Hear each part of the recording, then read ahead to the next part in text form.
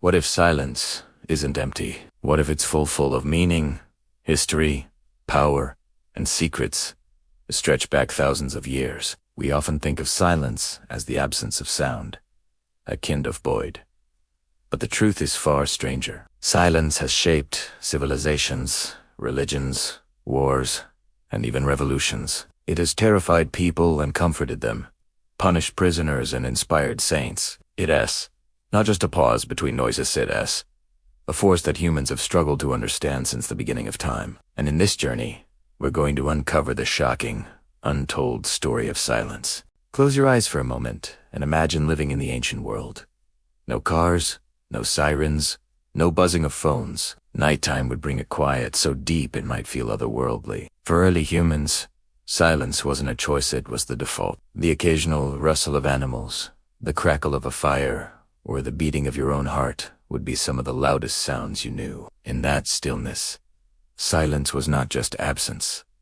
It was survival. To stay quiet could mean avoiding predators. To remain silent could mean belonging to the group, not drawing attention to yourself. In many ways, silence was our first language, unspoken, primal, vital. But as soon as humans started gathering in groups and creating societies, silence took on new meanings. In ancient rituals, silence was sacred. Egyptian priests, when preparing for communication with the gods, often performed ceremonies in complete silence, believing that words might offend divine ears or break the fragile thread of connection to the spiritual world. The Greek philosopher Pythagoras is said to have imposed 5 years of silence on his students as a test of discipline, a way to sharpen the mind by quieting the tongue. Imagine being a student, bursting with questions, but forbidden to speak for years. Silence, in this way, became not emptiness, but a form of power and education and patience and restraint. Religions across the world understood this too. In Buddhism,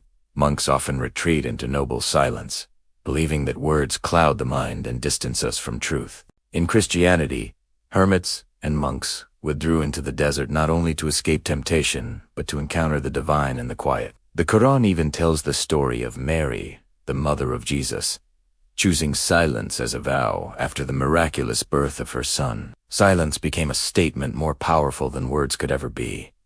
It meant humility, devotion, and surrender. Across cultures, the deepest truths were found not in noise, but in stillness. But silence has never been only holy. It has also been terrifying. For many, silence meant punishment. The Romans used forced silence to discipline soldiers, and medieval courts would sometimes demand silence from the accused, equating speech with defiance. Later, in prisons around the world, inmates were forced into silent systems, forbidden from speaking to each other. It was thought to break their spirits, to reform team. Instead, it often drove them mad. Studies in modern times have shown that prolonged silence, like solitary confinement, can cause hallucinations. When stripped of sound, the brain begins to create its own, filling the void with whispers and noises that aren't real. Silence, then, is not neutral. It can be as cruel as it is peaceful. Think, too, about how silence has been used as a weapon in power and politics. Silence can mean oppression. Dictatorships thrive when people are forced into silence, unable to speak against injustice. Silence is violence, the saying goes, because refusing to speak can sometimes empower the oppressor. Entire populations have been silenced by fear, by censorship, by threats. In Nazi Germany, silence from neighbors often meant complicity, allowing horrors to spread. And even today, whistleblowers risk everything to break the silence. History shows us that silence is never passive. It is active, loaded, and dangerous. Yet silence has also been resistance. Think of Gandhi's vow of silence once a week. He believed silence gave him strength, clarity, and renewal. But it was also a tool to remind others that he controlled his own voice, and he chose when to use it. Silent protests throughout history, from the civil rights movement's silent marches to contemporary vigils, prove that saying nothing can sometimes shout louder than words. Silence is paradoxical. It can be oppression, or it can be rebellion. It can mean submission, or it can mean defiance. Its power lies in its ambiguity. Psychologists have long been fascinated by what silence does to the human mind. In conversation, silence can be deeply uncomfortable. If someone asks you a question and you pause too long, they may squirm, fill the air with nervous chatter, or reveal more than they intended. Negotiators know this trick well. Stay silent after an offer, and the other side will often rush to sweeten the deal. Silence is not just the absence of speech, it is a pressure, a weight that bends human behavior. Why? Because our brains are wired to seek patterns, rhythm, and closure. A sudden silence is like a cliffhanger. It demands resolution. That's why awkward silences feel unbearable. They are gaps we rush to fill, even if it means saying more than we should. But in other contexts, silence can be healing. Modern science has shown that silence reduces stress, lowers blood pressure, and boosts brain cell growth. A study in 2013 even found that 2 hours of silence each day helped regenerate brain cells in mice. In a world drowning in noise, silence is medicine. This explains the booming popularity of silent retreats, meditation apps, and noise-canceling headphones. People are rediscovering what ancient monks knew. Silence restores. It gives the mind room to breathe. Consider, too, how silence plays in art and culture. In music, silence is nothing eats everything. A pause in a symphony heightens the impact of the next note. Jazz musicians call it the space between the notes. John Cage, an experimental composer, took this idea to the extreme in his infamous piece 433, where musicians sit in silence for 4 minutes and 33 seconds. The audience, uncomfortable at first, soon realizes that the piece isn't silent at all. The coughs, the shuffles, the ambient noises of the room become the music. Cage's point was profound. Silence doesn't exist, even in stillness. Sound creeps in. Silence is never absolute. It is relative, and this brings us to a startling truth.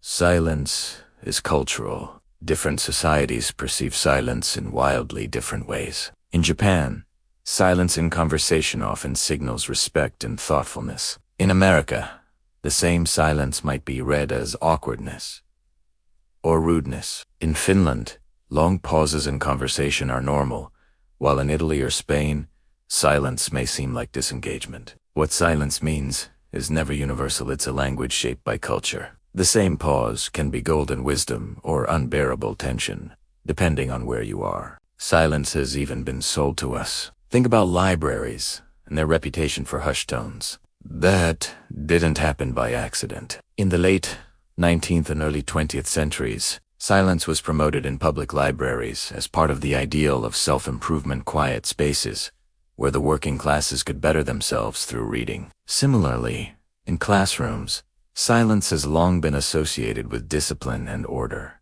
Though today educators debate whether enforced quiet stifles creativity, silence has been branded as virtue, as good manners, as professionalism. The business world still teaches the power pause, where executives are told to hold silence during presentations to command attention. Silence has been turned into a tool, a commodity, a performance.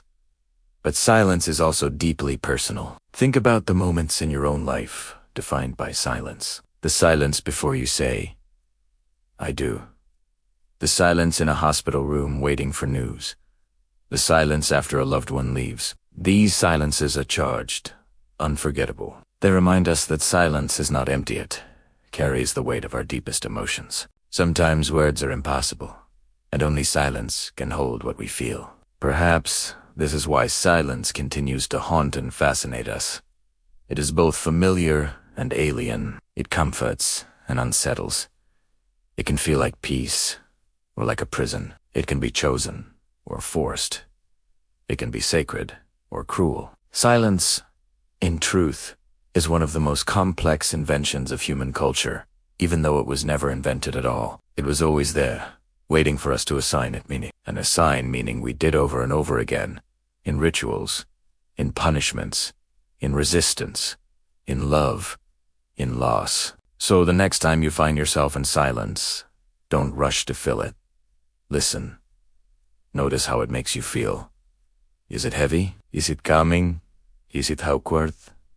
Is it profound? That reaction is a mirror, showing you what silence has meant to humans across centuries. Maybe, just maybe, silence isn't the absence of sound at all. Maybe it's the presence of everything we can't put into words.